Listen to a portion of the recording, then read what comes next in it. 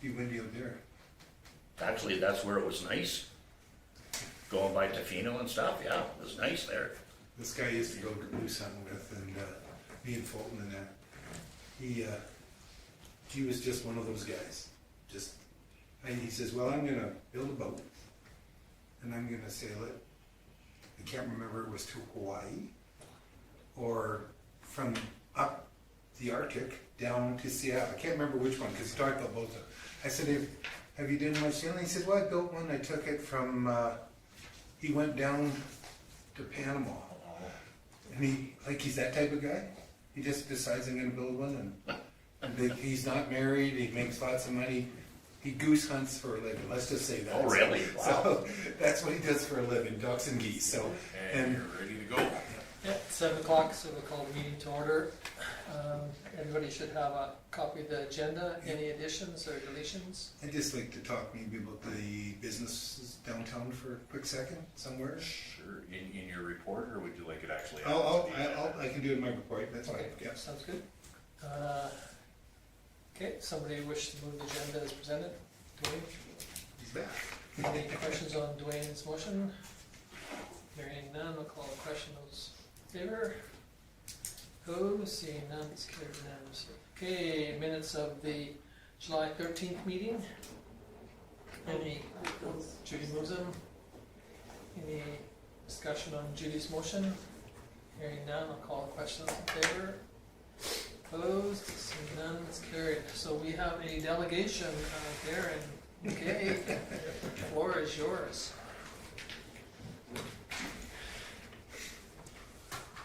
Thanks.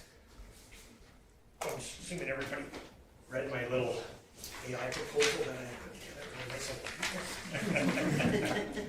I'm not that clever or that wordy. So. Is there any questions, or do you want me just to touch on? Just go for whatever you wish. Explain why you want to do it. So our idea behind it was that the money that we're looking for would be in cooperation with ourselves, and we do plan on approaching other groups in town as well.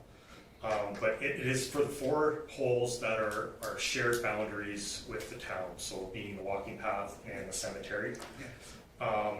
We've had, some of those trees have been blown over. We've had one tree blow over on the ladder rail number 14 blocks. That would have been during the day. It would have probably killed somebody. It was during the season, I think 2 years ago.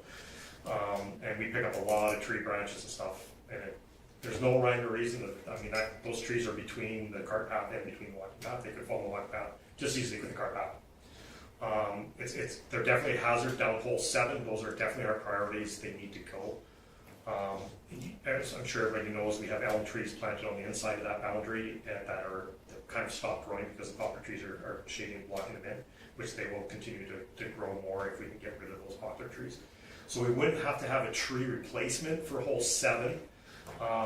We would probably have some tree replacements down 4 and 5. 6 is virtually done, but there is a few on 6 that we probably do as well. And those are probably when we would approach some of the service groups in town about tree, replanting and stuff like that, beautification, of course, in the town, stuff like that. But we're not there yet. Right now, our biggest concern is the safety aspect of those trees blowing over onto the golf course and onto the walking paths and stuff like that. Obviously, you guys all know that the town owns the golf course, but we do run independently, so we're not saying that it needs to be, you guys funding it yourselves. We would be kicking in as well. Our New Year starts on November 1st, so we would be putting in the $15,000 to match year 15 if you guys go with the proposal, and then in November we would start cutting all those trees down on hole 7, having cleaned up before the start of next season.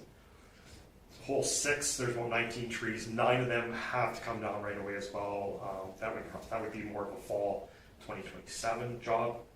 4 and 5, the trees aren't as bad, but they are dying as well. So when we have KWD come and cut some of these trees down, they're dead in the middle. There's just great big holes in the middle. They're just stuck together with sap at this point. That's kind of the long and short of what we're thinking. We're trying to keep it nice, but right now it is mostly on the safety aspect. Especially hole 7, we cut down as many as we can a year. We've talked at the board about increasing that tree budget so that we can cover. We only have a 10,000 tree budget, and I totally appreciate that the town doesn't have an unlimited bit of money, that they have a tree budget as well. But we thought if we got started at it now, then, you know, for the future budgets and stuff, we could have something. So. Richard? You're gonna approach service clubs, you said, to help with this 145, or? Yeah, so the 145 is just for the trees that are on the boundaries. We Okay. probably have another 150 or 200,000 inside the course. Okay. They're not as dying off as rapidly, and they're not as in much way as they're not. If they fell over in a plot, it wouldn't make any difference. You don't call them a plot anyway. So we're not as concerned about them. We're prioritizing the safety ones. But yes, we would. We're just trying to get somebody to take the first leap of faith and say, okay, when we can go to the next group and say the town's on board helping us, can you guys help as well, and just start going from there. Are you gonna be asking for money for the inside batch too? Do you think you're coming to the town for that as well? I not at this time, no. I think that was one of the ones that once we get the priority ones cleaned up, that we will start on our own, and then perhaps we've had donations from members as well. We had a $10,000 donation last year to go plant more trees. We put those all in the back. Yeah. So it'd be that sort of thing as well. We might do an adopt a tree program where we'll go cut down a tree and somebody gives us, you know, $3,000. We can cut down a tree and plant a tree type thing in the falls. So Okay. that's how we would approach the inside of the course. We just, as you know, we just don't have the money to get the priority trees out Okay, quick enough. thank you. Any other questions? Yeah, Darren, what about, to kind of offset the costs of the tree people coming in? Would any of your staff be able to assist them to kind of knock that cost down? I realize that they are seasonal, but keeping a couple of seasonals on, you know, Duke Yeah. or somebody else, is there, So Duke does stay on. In the past, we have cleaned up a lot of the trees. KWD is only charging us $300 to clean up at that point in time too, right? Mhm. So it's not as much money. It's not like it's half the cost is in that. Because we're not going to have quite enough. It depends on how the budget all works and stuff like that. But that is definitely an option that we have cleaned up a lot in the past. Mhm. They have to do the stump grinding for us. oh yeah, yeah, And exactly. stuff like that. Yeah. But what we've done in the past is they've cut up the trees and they left the logs there, and then Duke has guys around town that are looking for firewood, and so he just phones those guys and they come and load them up. So we also have that in our backlog to do as well. Okay. Okay, go ahead. Because David, I know the golf course has taken a lot of trees down, especially around 7. So you've been working on it, I know, Yeah. for quite a while, and you do put money in every year to do that. And I know last year when we were playing, we played hole 7. When we came around, a tree had come down, so it had just missed. So you just never know when those branches or trees coming down, so And I it doesn't even have to be appreciate that weather you guys are related being either. proactive. We've had them dropped if they just fall, right? Yeah. Like we Yeah, don't have they that just fall. windstorm. The windstorms are bad. You'll see, you guys probably have all driven down there and seen Yeah. the tree branches scattered all over. the place. Yeah. Yeah, that was a huge limb that came down. One thing worth mentioning is councilors aware that we've been doing the same thing, Bogwoods along Yeah.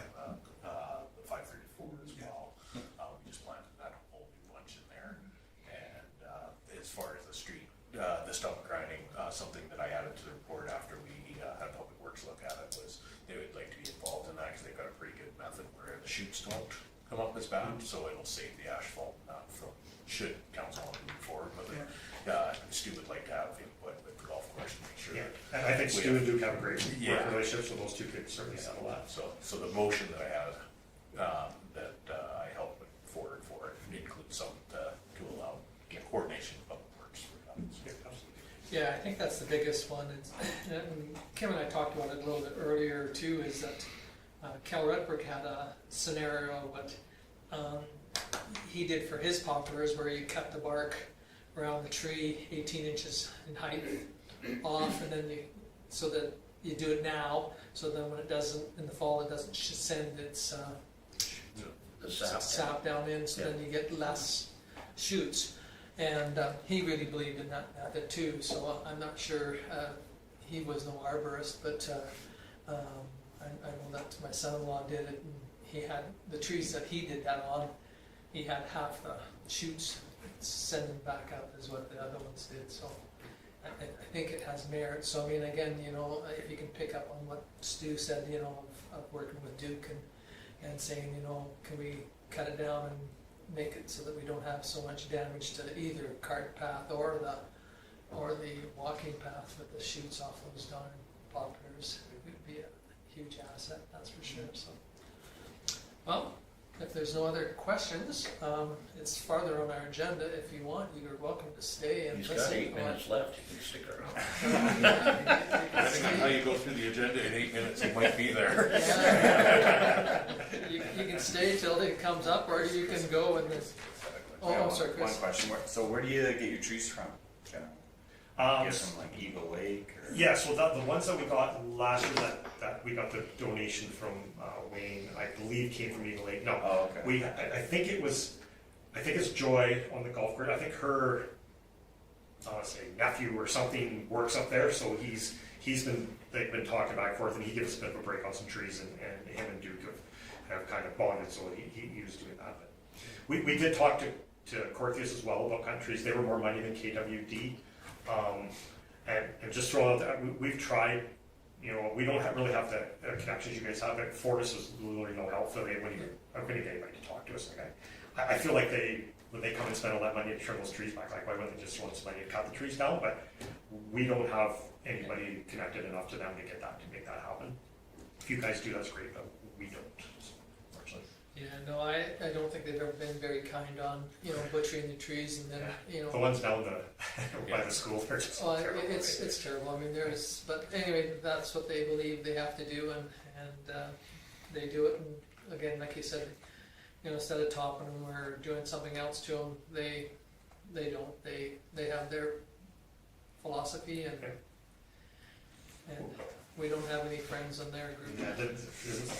But We do have a county councillor on our board this year, and so he's going to, once, we talk with you guys, and we're also gonna go approach the county too about their Parks and Rec local budget, and see if we can get some money of them as well. That's where kind of we're at. okay, thank you very much. And like I said, you're welcome to stay.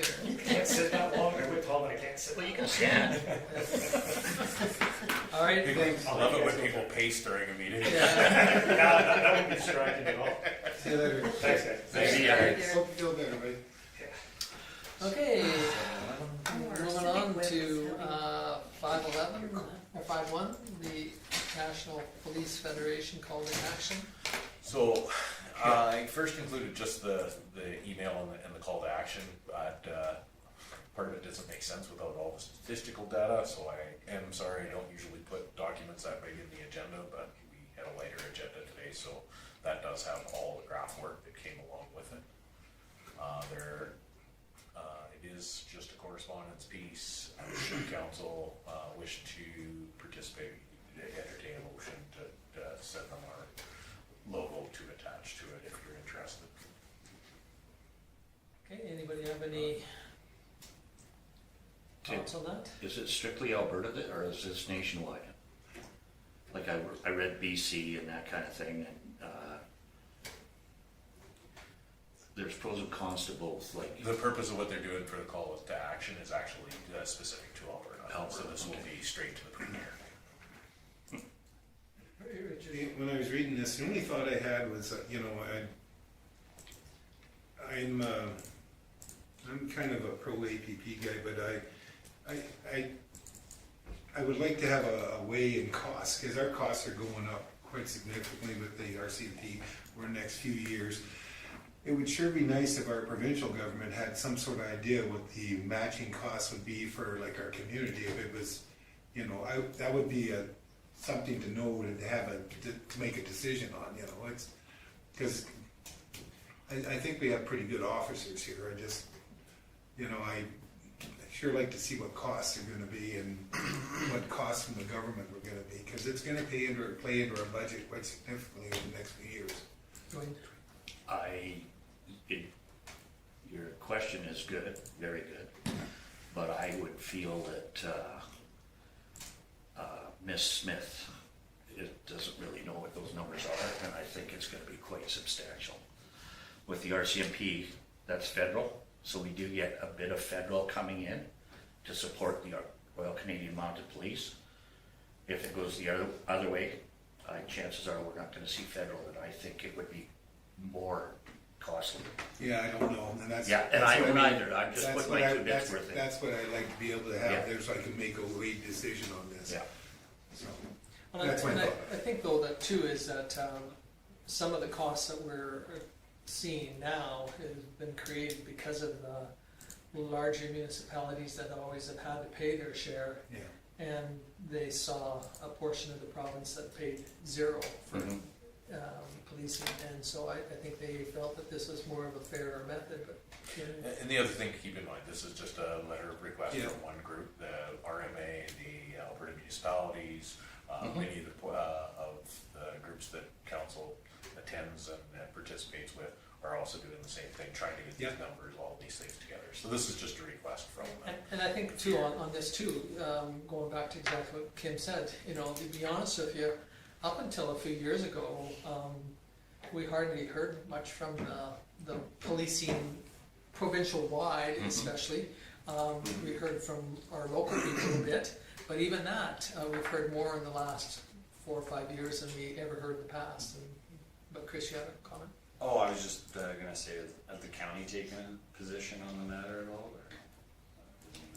I'm Don't know, not it's sure. just, like I said, this just came as correspondence, so. And you gotta remember, this is their union side of Yeah. the Yeah. group, it's like the Canada Post, I mean, they've got their union side of it that, you know, are always asking for, you know, support, and again, not to say that there's anything wrong with supporting that side of Yeah.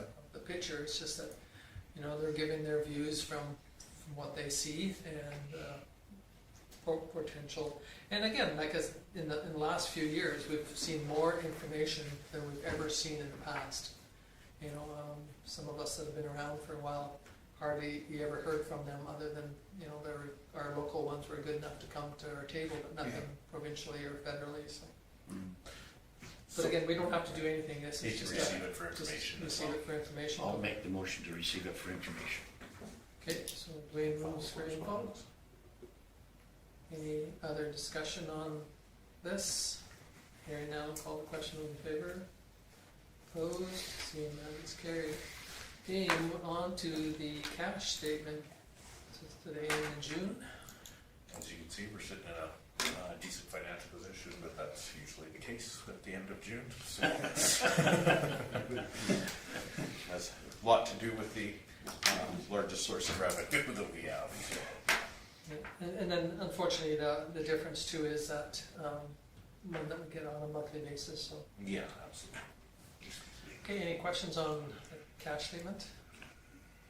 If not, somebody wish to move the cash statement? Chantel, Ladies first. any discussion on Chantel's motion? Hearing now, I'll call the question in favor. Opposed, seeing none, it's carried unanimously. Year-to-date statement. Very straightforward, unless there is something that caught council's attention, an anomaly that it's Variance on school taxes of $1.09. That's because, yeah, you put that in there, and when we levy it, it goes in. So on the school, we know those numbers, so, and then we just levy them 4 times a year. Okay.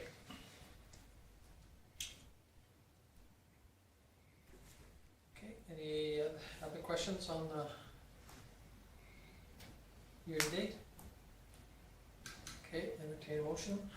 Chris? Any discussing Chris's motion? Hearing none, call the question in favor. Opposed, seeing none, it's carried. Okay, moving on to the next one, which was Darren, he could have stayed for that extra 5 minutes. He could, he said he was pretty He slow. just finished his 15 minutes he was allotted. Slacker. Anyway, you heard the comments and So I had a chance to meet, obviously, with Darren beforehand. I've also spoke to Public Works about it. The only feedback that they had is if should council want to participate in this, it gives good grounds to have the Public Works involved in that, because of course there's pavement on both sides of those trees. And Stu said that they've been very successful the last couple of years with the timing of cutting the trees to then treating the stump, and then when they grind to limit the amount of sucker roots that do come up. And as you all are very aware, sucker roots, when we do tree boulevard trees, things like that, they are a huge detriment to the sidewalks, asphalt, all those things. So, so now Stu would like to share that information with the golf course, especially if they're going to do so many, to try to keep the integrity of both their pathways and our pathways as they do that. And, you know, Darren was saying, is there is two sides there that really do flank both the town's walking path and the golf course's cart path, or the golf course's fairway and green. So I think that they did the right thing by planting trees behind them, but unfortunately now we've got these ugly trees that are. And again, he's right, you know, Fortis has not been kind enough, you know, you'd say, well, instead of doing the butcher job you guys do on them, why don't you just chop them down? And they have a budget, and they have a program, and they don't alter from that at all, so. Yeah. Chris? Do other municipalities, do they have a similar arrangement, like a cost sharing? Is that normal, or is it just because of the walking path and because of that shared boundary? And then I think also too is that, you know, we have to also always remember is that that area belongs to the town. Yeah. The golf course belongs to the town, Yeah, and we exactly. use it as part of our green space allocations. And the only one that's gonna potentially affect us on a green space allocation is the school board that's coming up. Yeah. Cause they can steal green space allocations or dollars. And but we have been good enough to use that green space allocation as part of the program. Go ahead.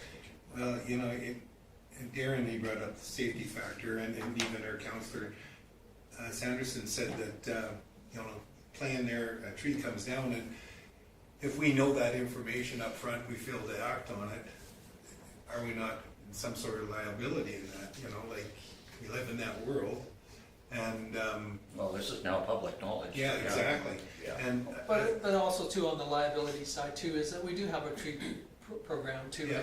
And, you know, we cannot control Mother Nature no, with the wind or Yeah. the way the trees grow. So, I mean, some of those trees look pretty decent on the outside Yeah. until they come down, all of a sudden you see there's a hole right through the hole in middle. the middle. I mean, Yeah. so we, go ahead. One thing to keep in mind with the liability side is we're always liable Yeah. on those. But we also are covering our liability both from the golf course standpoint within their own insurance and the towns, is we have tree programs in place. We can prove that we are doing ongoing maintenance, Yeah. those sort of things. And we do risk, that's why we do our trees on the risk assessment side of things. Golf courses now have come and said that their risk assessment on these trees is very high. It's gonna take them, and I guess that's what was really put to me when asked to bring this proposal forward to council, was left to their own devices, this could take them 20 years. And what they're trying to do is bring it down to 4 years. And so their ask being that $15,000 a year, that's to do the 4 years, the 145 that they got quoted. Our cost share is 60,000, so 15,000 a year. We obviously didn't put it in the budget for this year, but council could look at it as a one-time grant going forward to put in the budget for the next 3 years, if you're interested. That's logistically how you can do it. It is, as Tom said, if you go pull title on all that land, it is all town Vulcan land. That's where it's the unique partnership, and it's, I wouldn't be able to tell you what that's like in other communities, whether they have that shared agreement or not. Mr. Hill? You don't want to be like Edmonton right now. No. Anyways, but I'll make the recommendation that council approves the Vulcan Golf and Country Club's request for funding of $15,000 per year for 4 years for the removal of hazardous trees in coordination with Public Works on the perimeter of the golf course, with funding for 2026 of the $15,000 to be drawn from contingency reserves, and directs administration to include $15,000, the one-time grant portion of 27-29 operational budget. Okay, thank you. Any discussion on Dwayne's motion? Okay. Hearing none, I'll call the question in favor. Opposed? Seeing none, it's carried unanimously. Okay, moving on. Yeah, I've got a question regarding the green space. Explain to me this green space. Well, when they subdivide a piece of property, a portion of the subdivision has to go to either green space or Okay. you can pay in cash in lieu. And so that's partly why when Dean Pollock did his area up there, he wanted the second 9 holes for 2 reasons. One is it creates a green space, so he didn't have to put any money up. And number 2, he was able to retain the water from the storm waters into those ponds and stuff like that. So Any large subdivision has to have 10% municipal Yeah. reserve. Okay. municipal, but the school has first right of refusals on Municipal on reserve. municipal reserves, so that's partly why, you know, that green space that they call a football field or rugby field or whatever, really and truly belongs to the town. They do all the maintenance on it, but it is part of our green space allocation too, so, Okay. you know, there might be a bit of a discussion if they built a new school, depending on what happened, but anyway. On the south side of the hospital. Yeah, quite south. and There was a comment that did come to me about building it at the corner store, a a school. school. Oh yeah. Yeah, so. Anyways, thank you for answering that, sir. Okay, go ahead. Chris. I just wanted to say one thing. I noticed that on Country Club's been rebranding, so to speak, and they have some sort of new kind of marketing initiatives. And so I've seen some of the stuff that they've recently put out on social media, and we've made the course look absolutely beautiful. And it is in really good shape right now, and they've done a fantastic job of showing it off. And so if you haven't looked at some of their stuff on Instagram or Facebook, like whoever they've hired to do that, it looks very, very well done and thoughtful. But I think also, you know, Yeah, it looks good. you take a look at the golf club for years, they have tried different things, you know, they joined a different, you know, I'm not a golfer, but they joined a group where they, you know, sold the golf course as being 1 of 4 or 1 of 5 or whatever, you know, they've tried different things. And I think that's great, because I think you're right, you know, you gotta kind of sometimes think outside the box. And unfortunately, you know, that was one thing that our community has always been known for, is our tree canopy.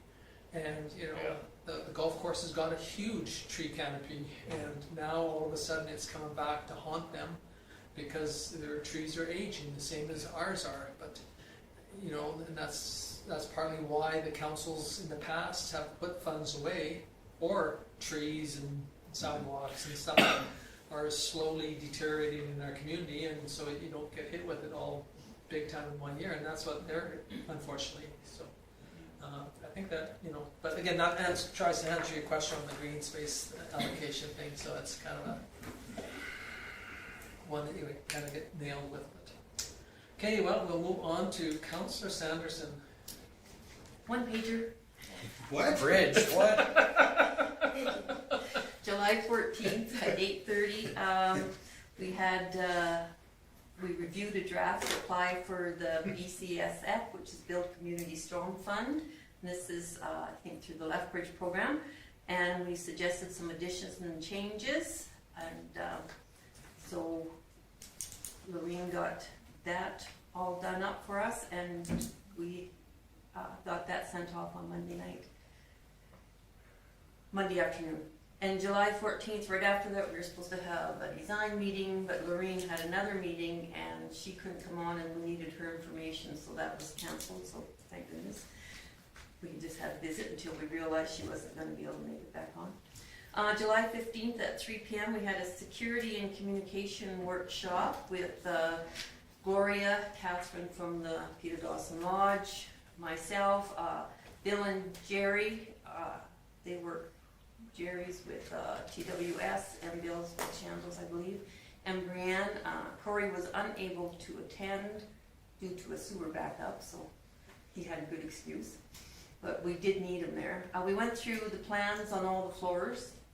We did room by room for security and communication, where cameras need to be located, which outside doors are fob activated, the fire and smoke, the FD control panel, which is the remote access, where all cable accesses are located. Currently there are 2 call bells in every room, and those were not relegated for. So by going through this room by room, you pick up, you know, the lodge can say, well, hey, what about this? We don't have this in there, and it wasn't on their plan. So They are getting pricing for that.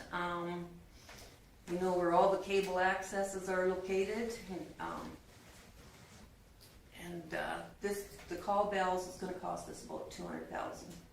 Yeah. So we need to know what our preference is, so they'll be talking to the staff, we'll probably find out tomorrow night at our meeting, and what's affordable, prior to boarding up walls, so it's all in there. TV cables, I thought was pretty interesting, the way they set it up, you can plug into Shaw or Telus, it's very flexible, so you're not having to change out, so they're pretty, and Bill had power separate because we have self-contained units in there, we have 3 2-bedroom, and I think 10 bedrooms are considered self-contained, which is kind of what it is at the lodge, those old other buildings that are by Peter Dawson Lodge, those are considered self-contained units, only we're gonna have some self-contained, and they're marketable, so you're gonna make more money on them. So that'll be a bigger income for us to help support paying this lodge off, so that's why we went that way. So he had, under his understanding, he had 2 transformers, one for the lodge and then for the self-contained. But that's not how we want to set up, but it's cheaper to leave the transformer plan in there than to change it, so we're going to leave it. And then he suggested increasing the, kind of monitor the amount of electricity and then make them pay a percentage of the bill, so we're gonna figure that out. So a lot of things you learn that you didn't think you ever wanted to learn. Jerry's going to do a camera review and advise how many cameras exactly in the building, because there was a few missed, so he's gonna do that. July 16th, I attended an hour of the presentation by Palliser.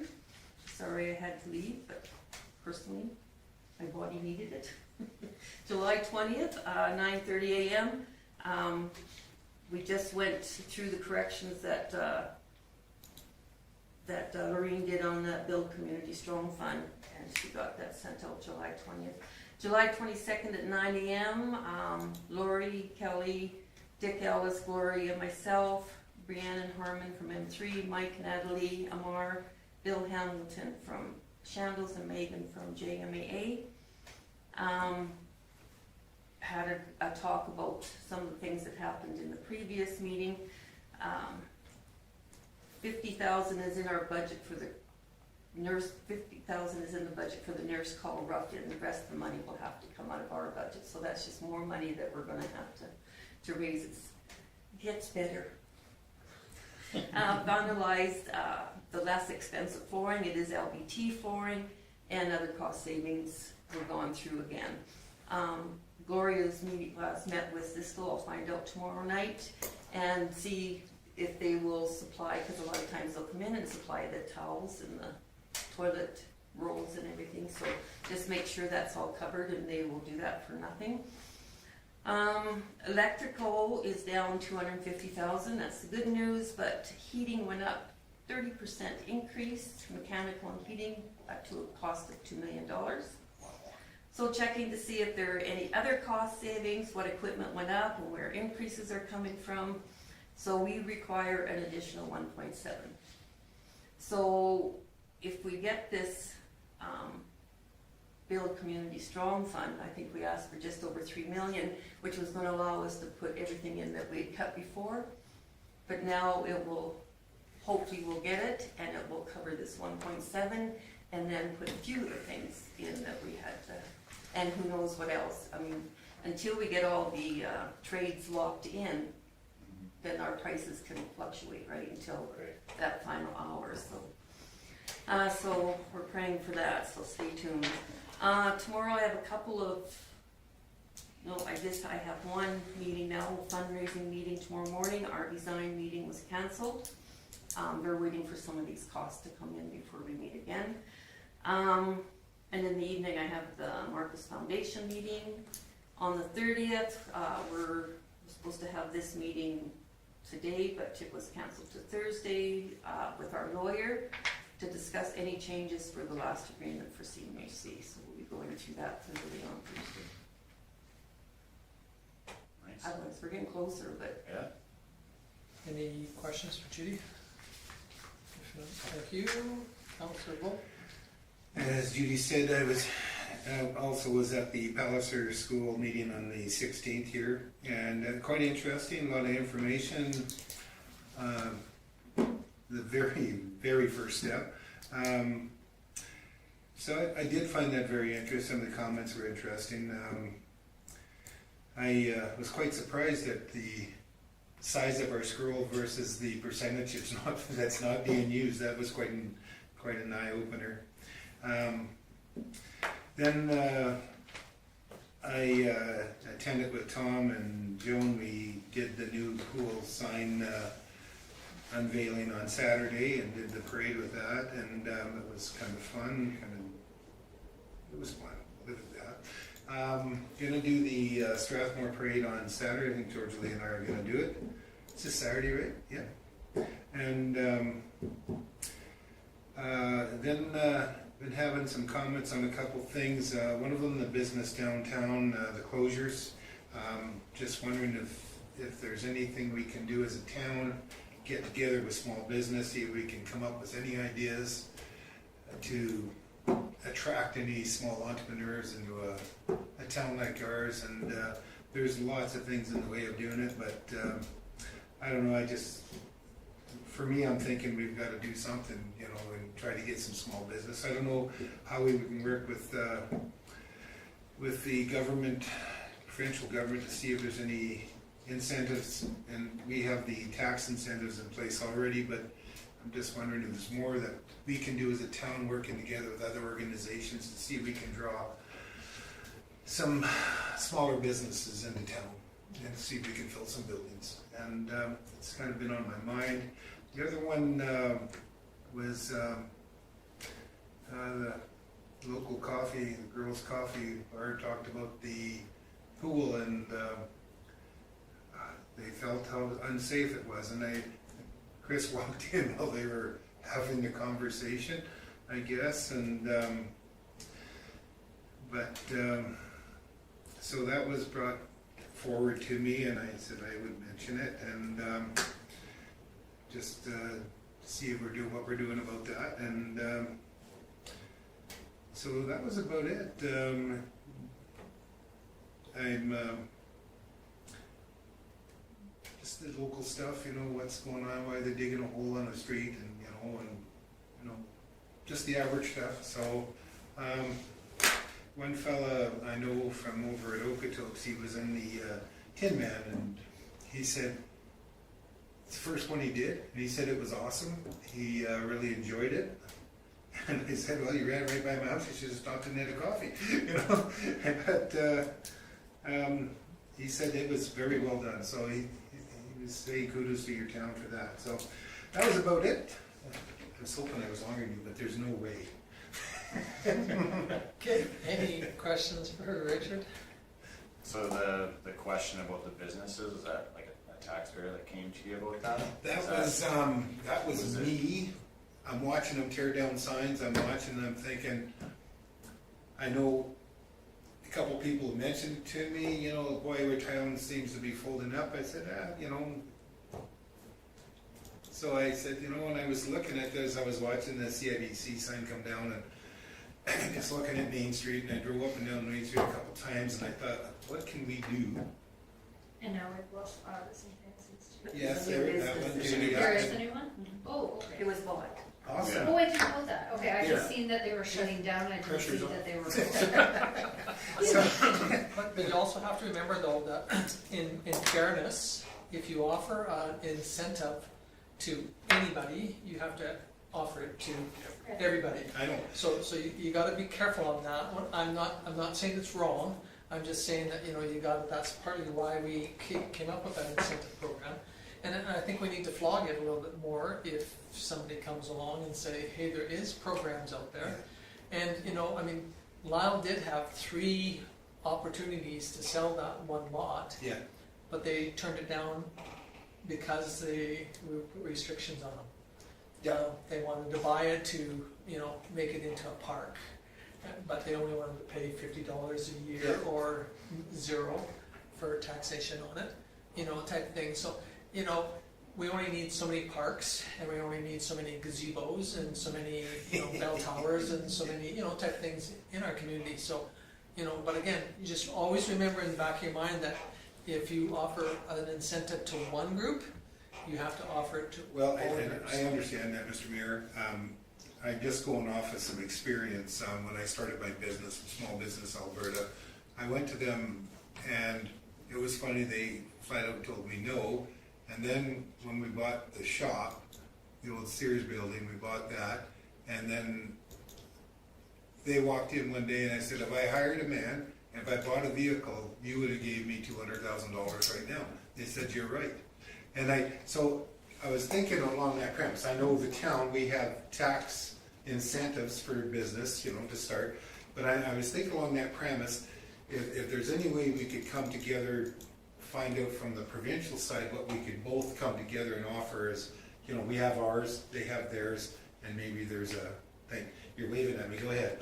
Just to that point, asking what we can do, those sort of things, just keep in mind, we're just wrapping up and will be presented to council fairly quickly, that new economic development plan that we've been working with South Road, that addresses small business stuff in there as well. And if anybody is asking you about small business help in our community, we're still members of Community Futures Highway. That's huge. That's one of the- one of the largest funders of small business in Southern Yeah. Alberta. So, Okay. We should put we're that we're up. still actively participating in that. Okay. So those are the things, Yeah. just should that come up, what are we working on right Yeah. now? Those could answer those questions. Well, thank you, appreciate that. No, that's great. I mean, and it's out there. I mean, there is concerns. I mean, I'm not a big Facebook person, but when you read some of it, you have to read between the lines too. I mean, somebody looking for a tire tube, but yeah, then when a person says, "Well, check Wolf's Hardware," 15 said go on Amazon, and you sit back and go, Olds tried to say, the Amazons and the Lewises and the Purolator trucks stop at the curb and they have to pay a price Yeah, to come into the community. They got hung up to dry on that one. And but again, how many people are selling their stuff because they ordered it from Amazon and it doesn't work or it doesn't fit, but yet you need a quart of milk, and what are you going to do? You want to complain because you drive to Lethbridge and spend $500 on groceries, and yet you complain because your quart of milk is a little higher or whatever. So I mean there is that pros and cons to it. But Judy, go ahead. Sir. So they can find out about community futures, because Yeah. if you come to the bank and you can't do the loan for them, they give you a contact, and the bank will contact community futures and set up, Okay. so that you can get your business up and running too. So everybody's working. We let every new business know that as well. Okay. From a council standpoint, as far as sales of buildings and things down, lots of times we cannot, we take all of this information in confidentially. So a sale Yeah. of a building for another business may not be common knowledge, but Okay. we do try to keep on. Chris. Well, I think it was a concept that we spoke about a little bit at the strategic planning. We talked about businesses, and I mentioned, what can we do, right? Yeah. And it's looking at, okay, well, what can council control? Like, focus on what we can control. Like, well, we can't try to just fill downtown. So we have to incentivize people to come in and advertise for businesses to come in that will help the community. And goods and services, goods are it's tough to open up a shoe store in town Yeah. and thrive, right? In the Amazon world we live in, we're disproportionately affected by area and distance. That's just something that is in our makeup. And so we have to have service-based businesses those are the businesses that are doing well.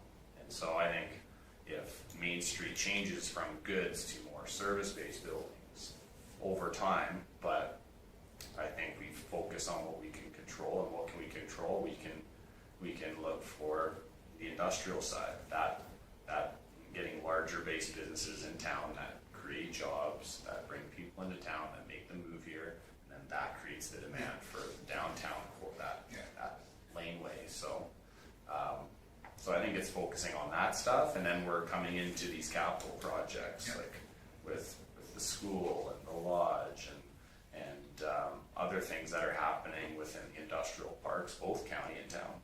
And those things, I think if we do a good job advertising that and promoting that side, I think all the other stuff comes into play a little bit better. So it's I think that's a tertiary effect of all the other things that we can control and work towards.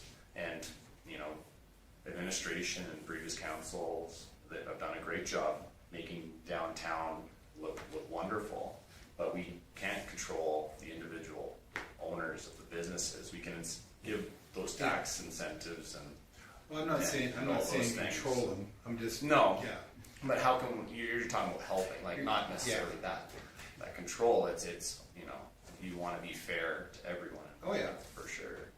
But you're just hearing a lot of my heart right there. Yeah, no, like- that's fine. And again, we're not trying to belittle anybody's thoughts or philosophies at all on it. It's just that, it's not as easy as a person thinks, and it's easy to sit behind your computer or your coffee shop or whatever and come up with all these suggestions, and yet quite often, there's more to it than that. And, I was once told that a subject's like a cup. You have to go all the way around the cup to understand it. And I think that's the same thing with this here, is that there's more moving parts than people think. All they see is what they see, Yeah. and some of them have their blinders on, really quite tight. So, but again, I think education, exactly what we talked about here Yeah. tonight. There's lots of things out there that some of us don't remember or didn't realize are still out there. And if somebody has a question, try and send them in that right direction, and so that we can move it forward. But No, I appreciate all your comments, thank you very no, much. Anything else for Richard? you Council- said Yeah, something about the pool. Did you want to say to that, or did the, You talk about safety or something. yeah, Right. Yeah, so as you were all aware from the last council meeting, we had someone fall on, Oh, the it's floor. okay. That And yes. there was a group at a restaurant, I believe, that had words with Chris about how unsafe the pool was, and he defended that with our procedures that we have in place. We squeegee the floors Yeah. every 15 minutes. We have signs posted from a liability standpoint. Yeah. But it was brought up that different flooring should be put in. And of course, all the public suggestions that should be there without any further thought to mold growing, Yeah. and rubber flooring, and all of those things. So, from our standpoint with Alberta Health Services that looks after our pool, our procedures are sound. Mhm. And pool floors are slippery. When they have water on them, and that's why we implemented the 15-minute squeegee cycle between the rotations on and off the deck. And we are covering all of our sides. But and Chris did explain that to Yeah. the folks there, but I it just- didn't sound like it was very well received. Yeah, And in a public I forum, was that's asked, a hard I place did. to. Yeah, absolutely. Yeah, and I worked at a swimming pool for 3 different swimming pools over 40 years, and in those 40 years, I saw 40 different things that were tried to make the floors not slippery, and right from exactly like Kim said, the one pool floor, they put these rubber chips down, and you'd go through a mop every 2 days, because The glass beads were very hard on. and equipment as well. sandblasting, and I mean there was everything that you could think of was tried, and I don't think there's a pool out there that has found the perfect system. Yeah. So and again, exactly what Kim said, Alberta Health definitely comes down on you if you have water standing, but yet on the other hand, if you don't clean it enough or this or that, you get in trouble too. So I mean, Yeah. I think procedures and education is the best that we can do. So, I appreciate it. So- It's- So just going forward, there isn't further discussion about any changes to the flooring. We're strictly just sticking with the procedures that are in place. Yeah, because redoing the flooring in that, we haven't even put a cost estimate to something like that. And again, This- what do you do? This was engineered for a pool setting, Yeah. and it's only 5 years old, 6 years old now. So the procedures that we have in place for squeegeeing the floors and that are as high a standard as every other pool out there. And I can guarantee you there isn't a pool in province of Alberta that hasn't had the same discussion at some point in time, depending on what's going on. Yeah.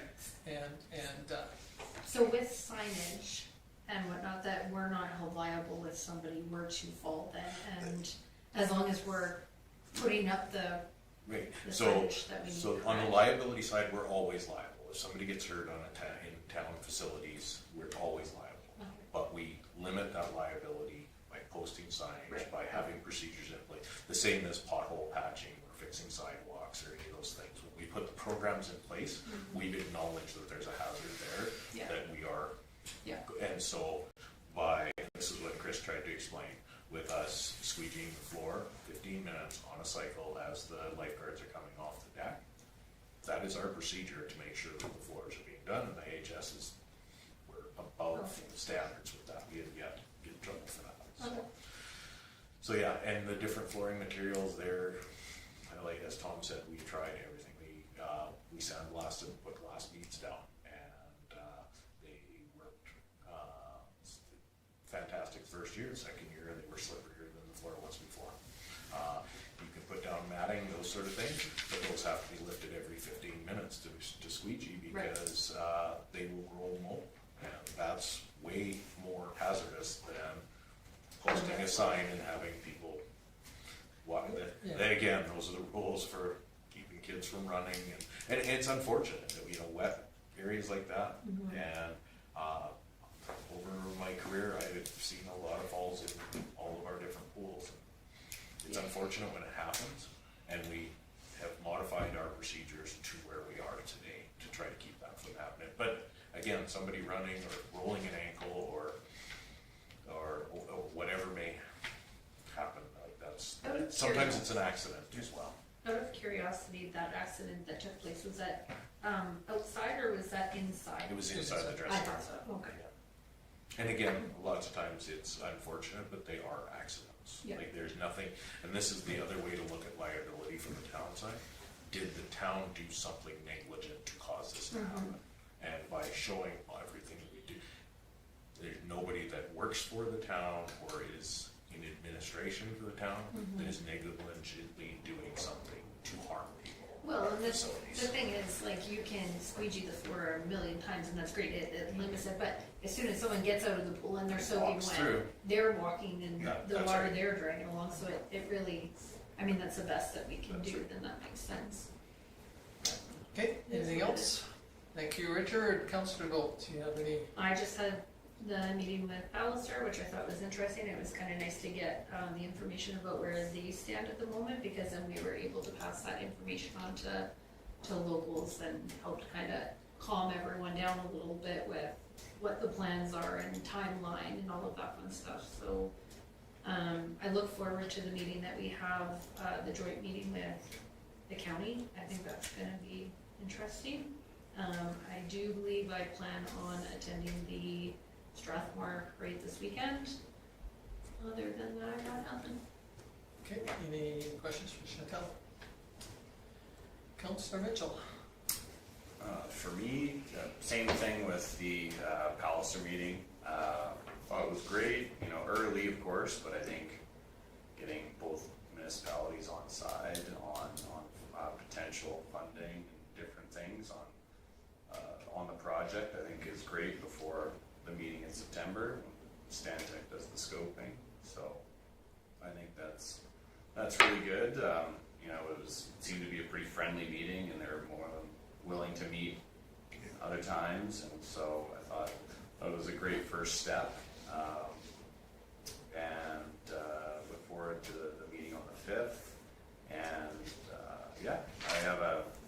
and then following that meeting on the 5th, I'll be in an intermunicipal development meeting, my first one.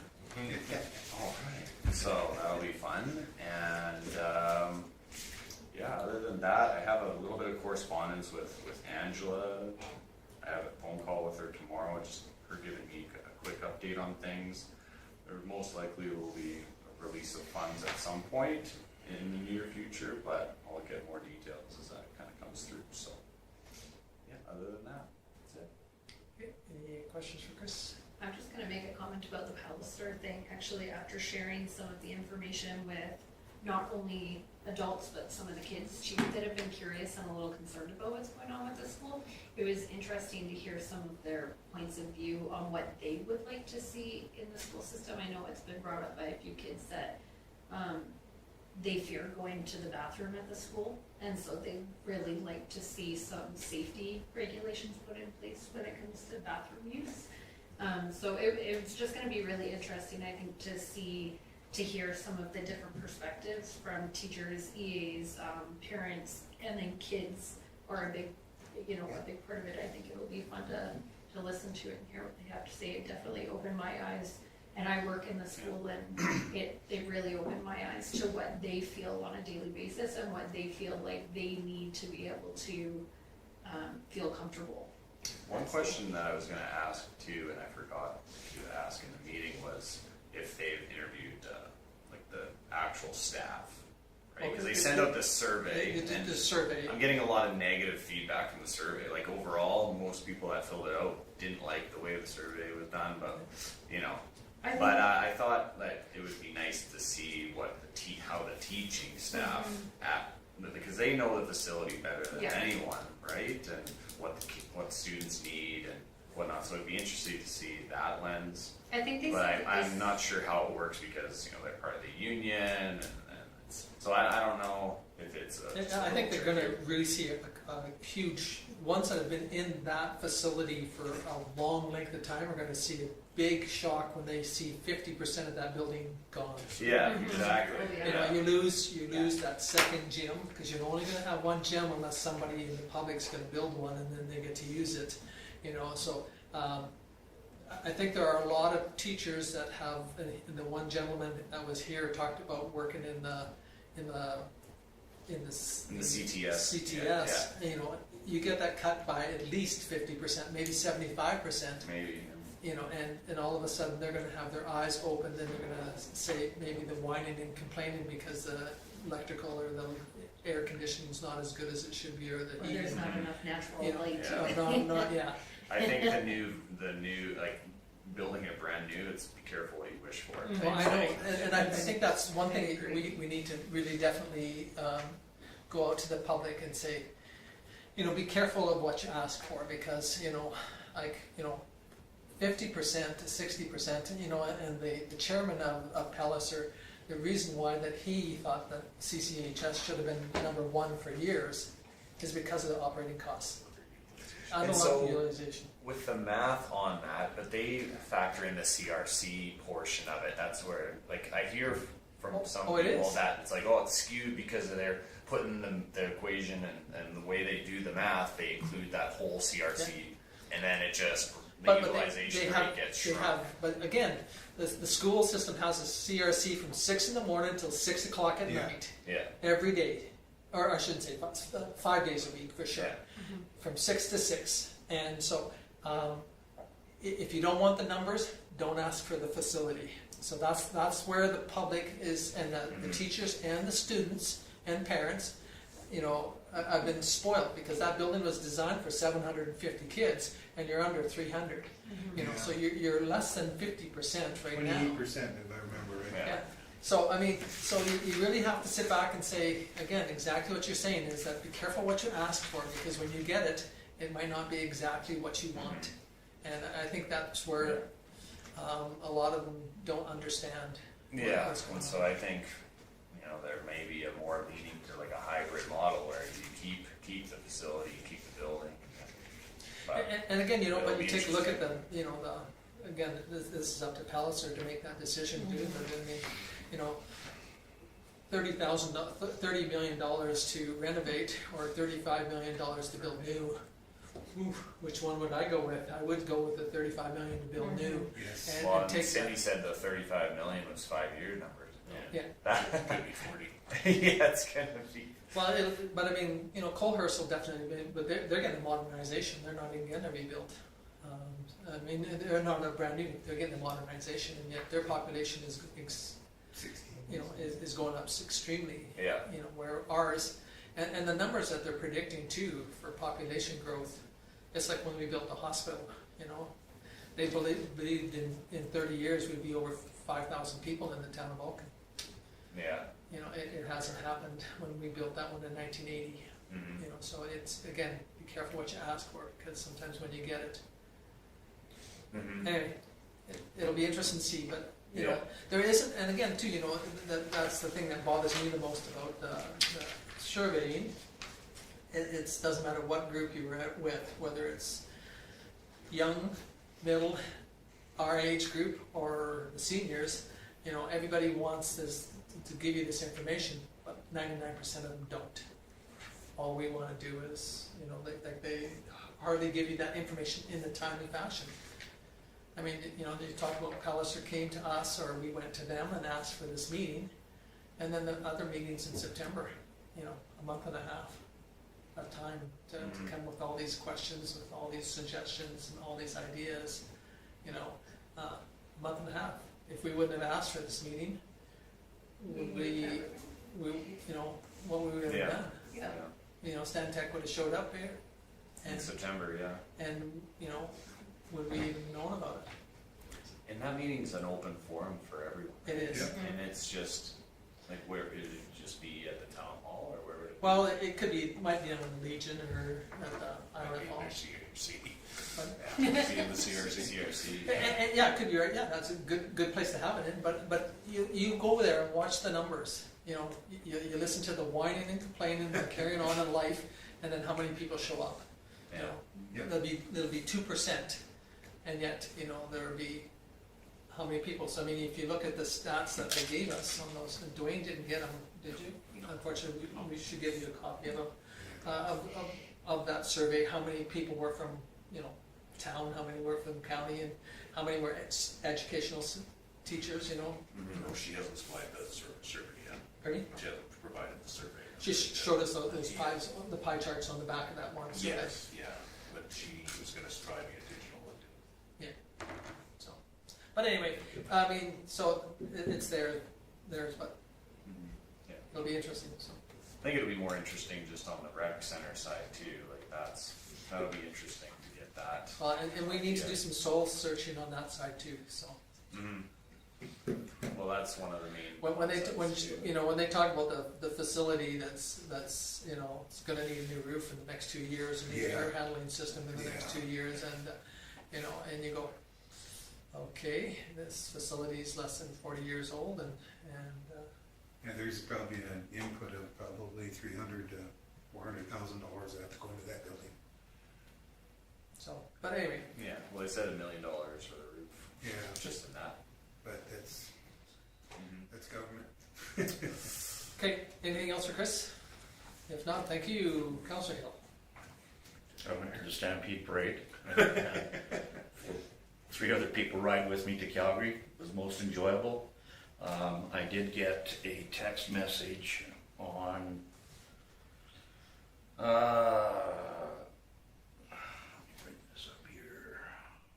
Just give me a second, please. Sorry. Would have been on the 15th from Mr. Ellis that the Mossley transfer station had been broken into, and they were apprehended by the RCMP. I haven't heard any more with regards to that. Did they steal the garbage, or did they? No, they were bringing garbage in and dumping it. Okay, no, that's okay. So yeah, which I kind of found weird as well. But other than that, no, our Foothills Regional Emergency Services Commission meeting was canceled. I think they're going to try for another meeting in August, late August, and that was it. I had a holiday. It was cold, rainy. There was sunshine. It was hot here. So. Yeah, I know. I heard. Yeah, but a bunch of those American people, they were freezing to death. I've never seen Tukes gloves, mitts, jackets, scarves. It's 15 degrees.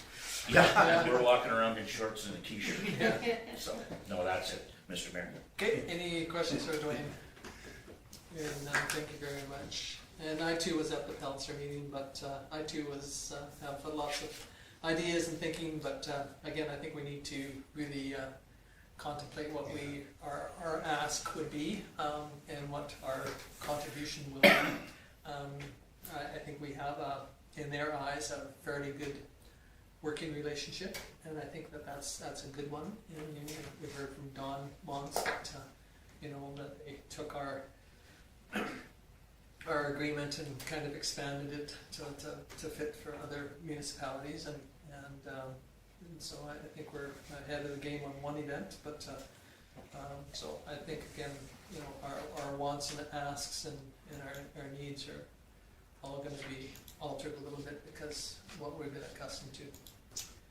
I had a SEWA meeting and then an hour and a half meeting again today on SEWA, so it's getting uglier as the days go on, but hopefully we will see something happen soon over in Newell solid waste, and that might alleviate some of our problems with what's going on. So I too, like Richard said, I went to Volcon. I went and got the float and took it down, and then met up with Richard and Joan, and Richard walked in the parade, and it was good to see. There was the two of the stars that they had. They couldn't believe what we've done. Yeah. I mean, it's really funny. It's like so many things in life. The people that come into your community sometimes are just gobstopped by what's going on, what's here, and what we've got, and what's going on, and yet locally we think that we've got nothing. And I think by slowly trying to build on it and move the project forward, I think it's the best thing that we can do. Every couple of years try and do something and make it so that there's more things for people to come to. But I did watch an interview with one of the vendors on channels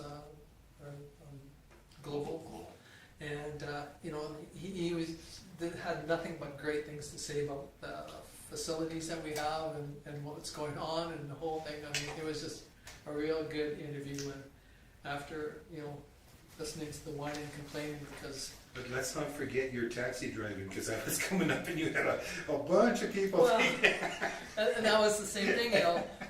Richard comes along and he said, I said to him, I'm not going back to the tourist center, and then the float wouldn't start because I had the generator on, but I didn't have the town crew had taken the battery charger off, so then I put the battery charger on, and then I got it going. And then these women that couldn't walk in the parade said, how we're going to get back? So I was giving them a ride. So I get down there, and I thought, well, maybe I can catch Richard before Richard comes back and gives me a boost. And then I didn't see you, but I go by and there's all these people sitting. so I was a taxi going back down. So then I dropped them off, and I come back to the town shop, and I didn't have a keys to my van, and Joan had taken my cell phone. So now here I'm in the town shop. How do I get? Well, I tried using the phone system, but I couldn't get through. And anyway, it was a gong on that part. But anyway, I did finally find a method to get send up smoke signals to my wife. Out of the back of the Starship. I had to laugh.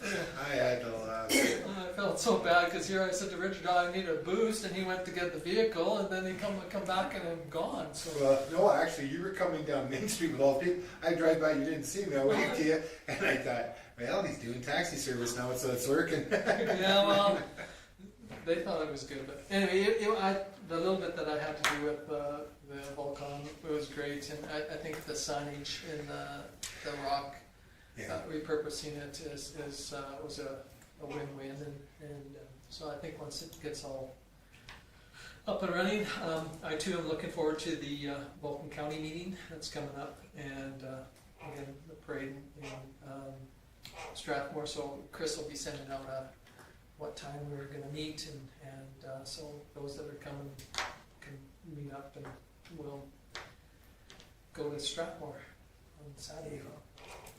And that's pretty well it for me, so. Any questions? If not, somebody wish to move our verbal reports? Richard? Okay. Idea on there, not on there yet. Okay, any discussion on Richard's motion? Hearing none, I'll call a question in favor. Thank you very much, everybody. And moving on to action list. So mine's pretty straightforward. We had the two things from the last meeting. Obviously, I cut Dwayne to the last minute because of vacation to get his oath of office done, but I made it on there before the agenda needed to be published, so unless there's any questions on There was one of the things that we're kind of disappointed that we didn't have it on our action list, that item that was the first thing that was on our action list for the last 5 years. 5 years with The birds of the prey. birds of prey. They Did that- brought it up as, when are we gonna get the birds of prey? And so, anyway, So, any proposal that comes forward, I've still got it tucked away in the back of I that said to file there. them, I can bring it back I up. said that if you had some cash and you wanted to make a Yeah. donation, that we would put it towards it, but nobody came with that. But anyway, sorry. Excellent. So on to my report, pretty straightforward. You've all had a chance to read it, so obviously lots of questions with the Marcos Foundation still, which is good. Our street program, you can see the construction equipment's in and working. They're currently 1 day behind. We're having a site meeting tomorrow. Try to get that back on track. Quite a bit of work with the golf course, public works on that proposal. Quite a bit of research on the county land use bylaw amendment for what's coming up for the intermunicipal development committee. I do have some things to send out to you as well, Chris, with that.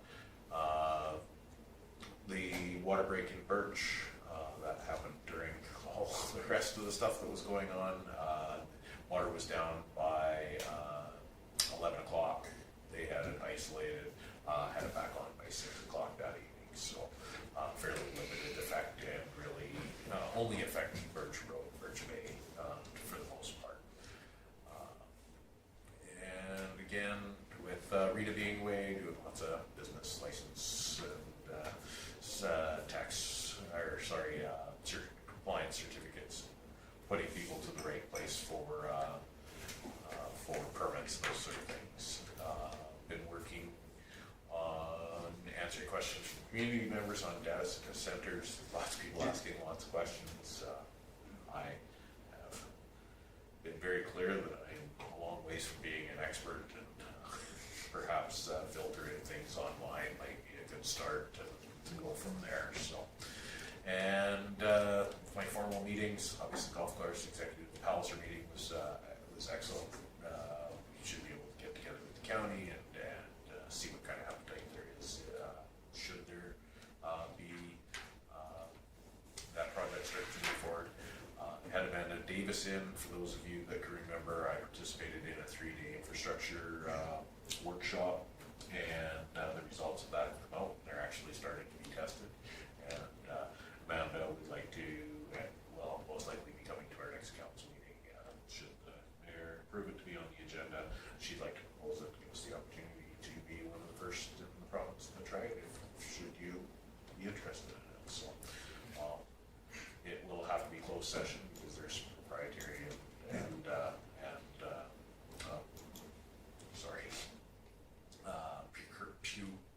procurement changes that will go along with that. So I'm looking forward to that bringing forward. I had a really good meeting with her, and it's looking really promising. It's kind of nice when you do 3 days worth of work and actually see some results out of it. So, and then obviously been back and forth almost every day with SEMA on the street program. Again, because our next project relies so heavily on the first part, we're watching this one very close to make sure. And that was the last couple weeks. Okay, yeah, go ahead, Chris. Quick question. Yeah. Electric motorcycles. Mm-hmm. But Is there anything in the bylaw on how we treat those? They are in, The ones that go not in our bylaws, 50 because kilometers an hour? and So you're stuff? talking like the e-bikes? yeah. Yeah, no, like how do those fit? They're under the Traffic Act.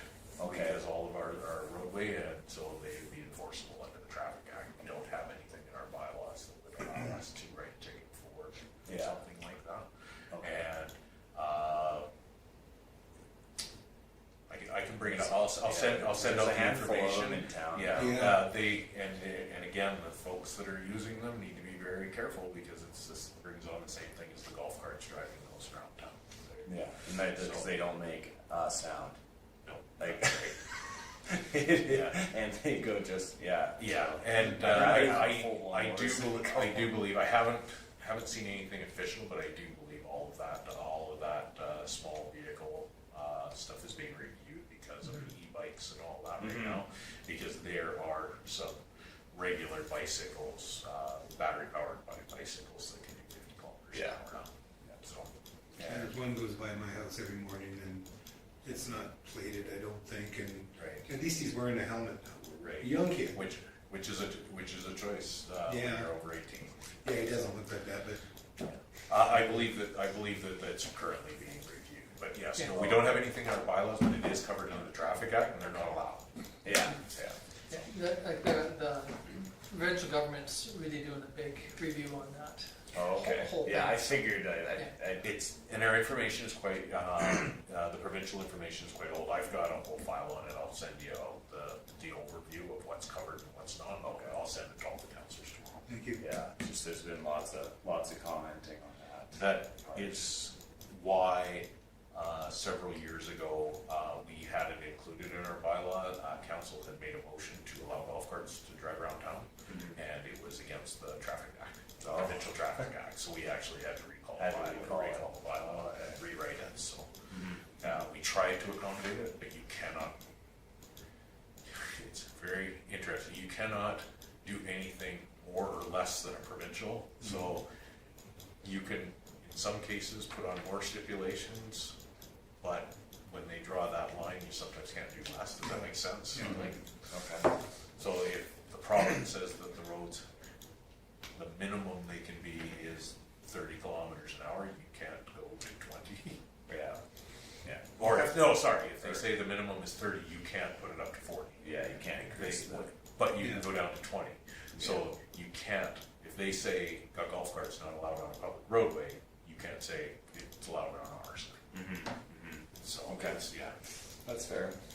Yes, because there's lots of stuff going through it, and if you, I'm not sure if you get the email from AM, but there's always usually a bit in there about what's going on provincially with some of it too, so kind of read through that, and if there's something that, tweaks your imagination or question on, reach out. Yeah, if you do have a complaint or somebody has talked to you about the e-bikes and those, the call would be to the RCMP. Oh, okay, so, Because And they enforce the other the thing I Traffic think Act. that the public doesn't understand either is that you have the ability, because 99% of people have a cell phone, to yeah, take a picture of their license plate and lay a complaint against that person, even though you might not know who they are, but you have to file a report. But it's easier to go on this and go like this On and go Facebook. send, and then think you're anonymous to a degree, but you're not. But again, if you are offended by somebody speeding or breaking what you believe is the rules, go get their license. yeah. Go in and file a complaint though. You can't just Complaint. complain. Well, you can complain. I mean, that's what 99% of people do. But again, if you really want to do something, put your name behind it and write it. And that's what this one person's doing on speeding on Elizabeth or Connemara, and they're going to review it. But again, and they talk about it being in a playground zone. We don't have a playground zone. A school zone, I should say. We only have playground zones. We don't have any school zones in the town of Vulcan.